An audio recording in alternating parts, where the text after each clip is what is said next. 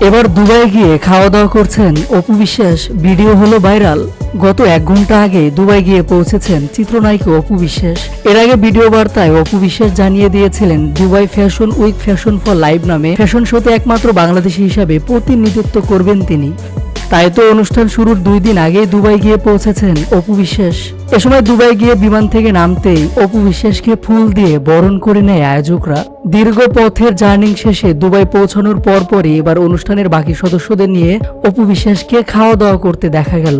ভিডিওতে দেখা যাচ্ছে অনুষ্ঠানের সকল সদস্যদের নিয়ে দুবাই রেস্টুরেন্টে খাওয়া দাওয়া করছেন অপু বিশ্বাস। একদম হাসি খুশি মুডে সবার সাথে খাওয়া দাওয়া করছেন। আসছে 26শে মে দুবাইয়ের এই ফ্যাশন শোতে একমাত্র বাংলাদেশি মডেল হিসাবে উপস্থিত থাকবেন অপু বিশ্বাস। মূলত প্রতি বছরের মতো বছরেও দুবাই থাকা প্রবাসী বাংলাদেশিরা সকল দেশের মডেলদের নিয়ে ফ্যাশন শোর আয়োজন করেছে। আর এই অনুষ্ঠানে এবার অপু বিশ্বাসকে দেখা যাবে।